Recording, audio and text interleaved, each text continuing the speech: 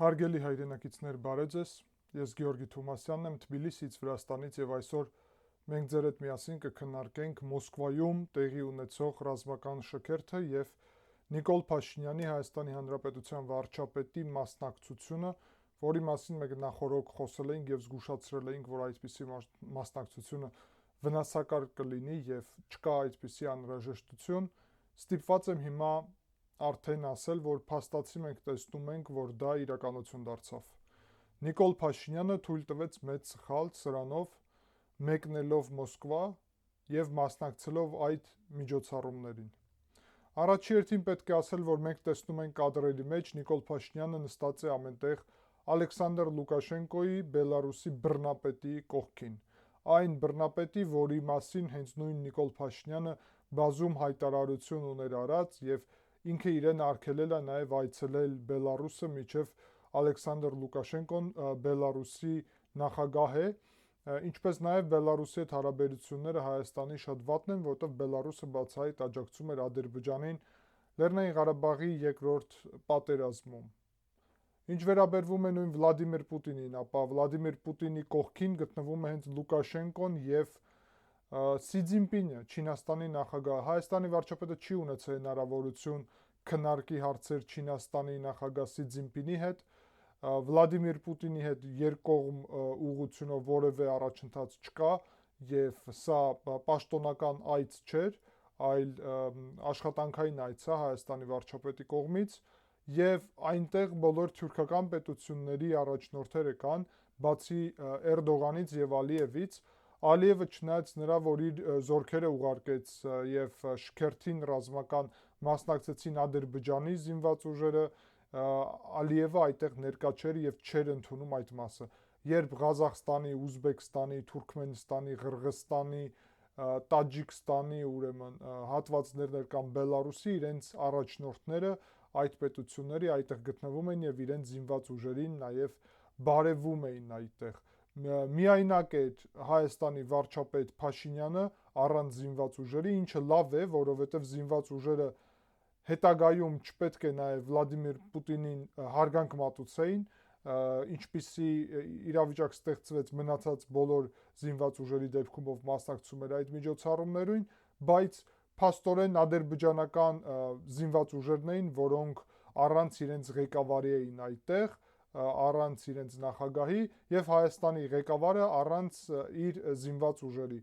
Անհասկանալի իրավիճակ է ստեղծվել եւ մթնոլորտը իհարկե շատ բացասական է,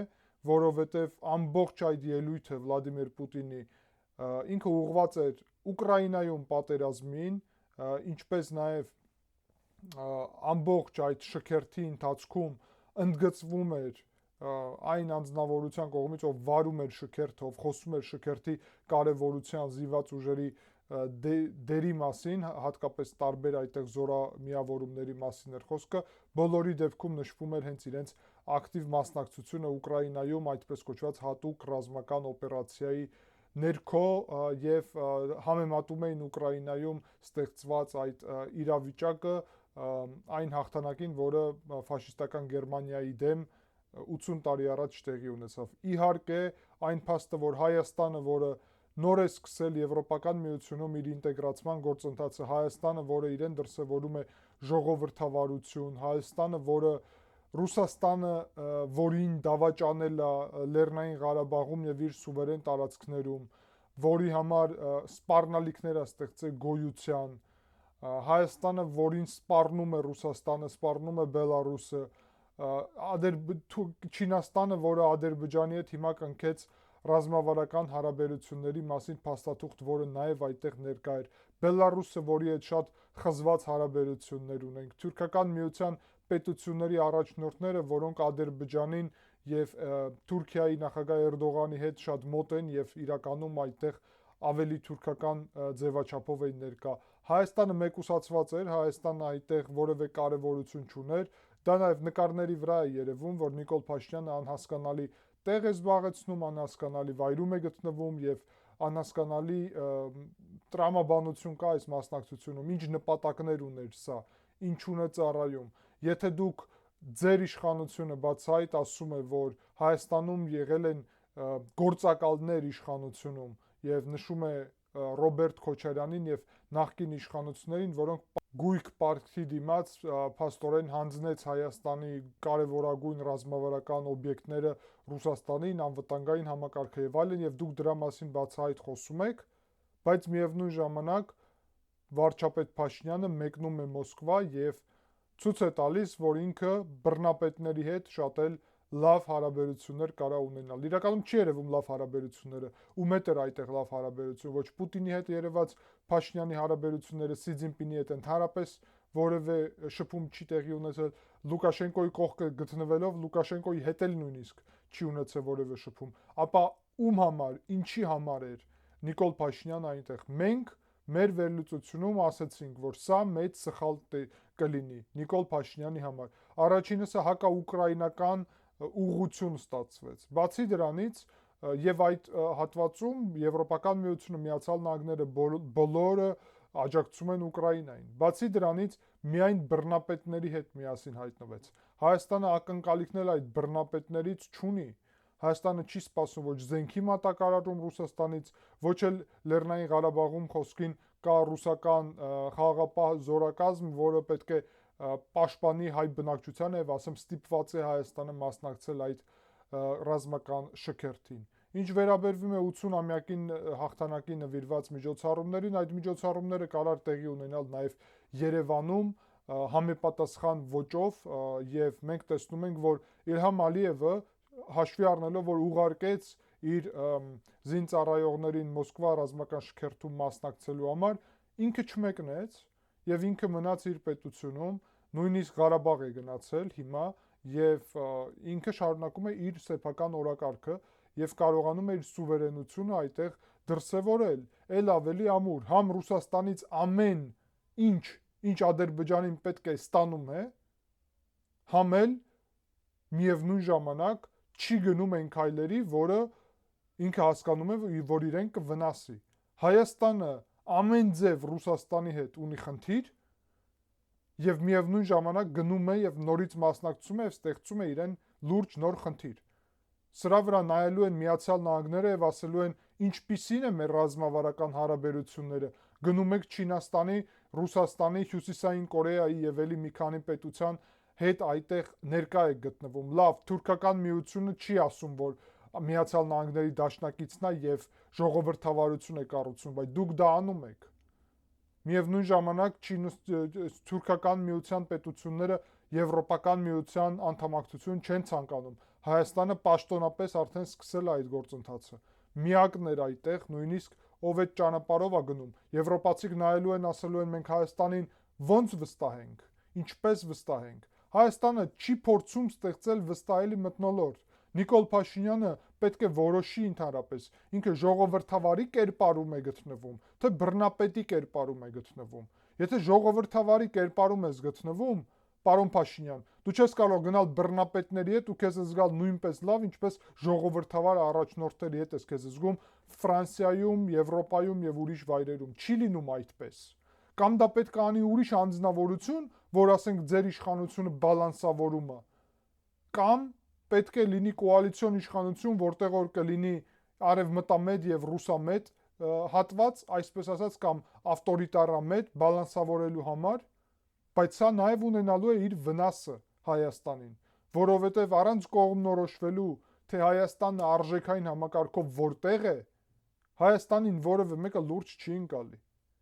Ինչպես դու կարաս Եվրոպական միության ուղու վրա ունենաս առաջընթաց,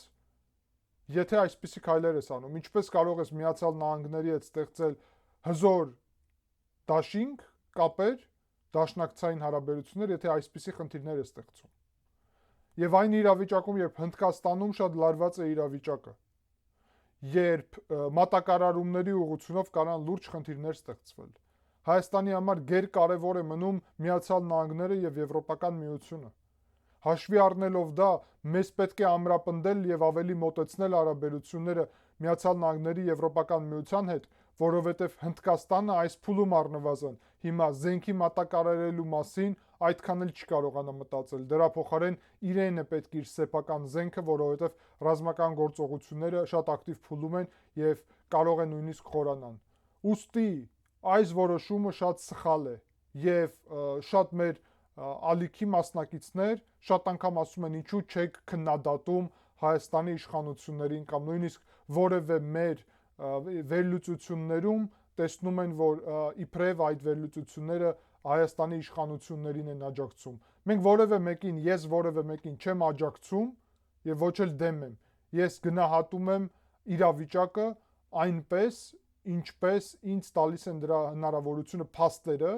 եւ ինչը համապատասխանում է ամբողջությամբ աշխարհաքաղաքական ստեղծված իրավիճակին եւ Հայաստանի շահերին, Հայաստանի դեպքում, երբ Հայաստանին է վերաբերվում, Վրաստանի շահերին եւ Վրաստանին է վերաբերվում, իսկ ընդհանուր առումով Վրաստանի եւ Հայաստանի շահերը 100%-ով իրար համընկնում են, ինչը շատ լավ է։ Եվ սա նշանակում է, որ ես տեսնում եմ Հայաստանի իշխանությունները լուրջ սխալ կատարեցին։ Նիկոլ Փաշինյանի համար սա լուրջ անձնական սխալ է։ Եթե Նիկոլ Փաշինյանը նույն բանն է անում, ինչ անում էին նախկին իշխանությունները, ապա ինչու՞մ է տարբերությունը ձեր միջև։ Եթե դուք նույնպես գնում եք Մոսկվա եւ դուք նույնպես բռնապետների կողքն եք գտնվում, եւ սա որևէ ձև Հայաստանի շահերին չի սպասարկում, ապա ինչու՞մ է տարբերությունը։ Հարցը միայն նրանում է, որ դուք լինեք իշխանությունում, այլ ոչ թե նրանք։ Էական տարբերություն պետք է լինի ձեր մեջ, որ դուք լինեք ժամանակավոր դեռ իշխանությունում, միջև ձեզնից ավելի լավ իշխանություն Հայաստանը ունենա։ Դա շատ պարզ է։ Այլ ոչ թե նախկին իշխանությունը վերադառնա, դա էլ շատ պարզ է։ Բայց դուք պետք է տարբերվեք այն իշխանությունից, որ ուզենաք մնալ իշխանությունում այսօր եւ գուցե վաղը։ Փաստացի ձեր քայլերը հակասում են ձեր իսկ արտաքին քաղաքականությանը։ Ուկրաինայի նախագահ Զելենսկին, երբ որ հանդիպում է Նիկոլ Փաշինյանը եւ այդ նկարը տարածում է, այդ իրավիճակում, երբ ժողովրդավար է իրան դրսևորում, Եվրոպական միության պետություններում հանդիպումների է մասնակցում, ամերիկացիքի եւ եվրոպացիքի հետ շատ սերտ հարաբերություններ ունի, աջակցություն է ստանում։ Այդ իրավիճակում ինչպես կարելի է գնալ Մոսկվա, նստել բռնապետների կողքին եւ ամեն ինչ քանդել քո ձեռքով։ Իմ համար սա պարզ չէ, սա անընդունելի է, սա լուրջ սխալ է եւ ես քննադատում եմ իհարկե այս որոշումը։ Սա հակասում է այն շահերին, որը Հայաստանը ունի եւ պետք է ունենա, որովհետեւ Հայաստանի շահերը բռնապետների հետ միասին գտնվել չէ։ Կարող է պարոն Փաշինյան բռնապետ եք որոշել դառնալ։ Ձեզ կարող է հարմար եք զգում ուրիշ բռնապետների հետ միասին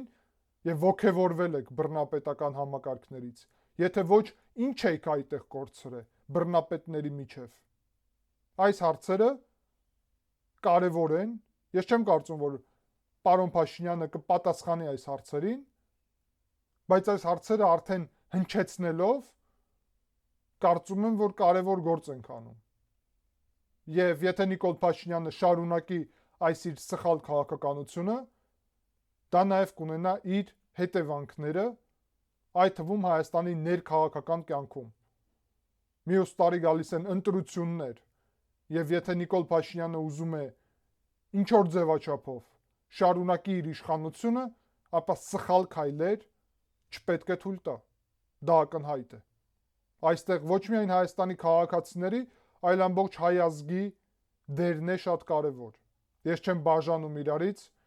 Հայաստանի քաղաքացիներին եւ Սփյուռքին։ Բոլորս ուզում ենք, որ Հայաստանը լինի ժողովրդավար,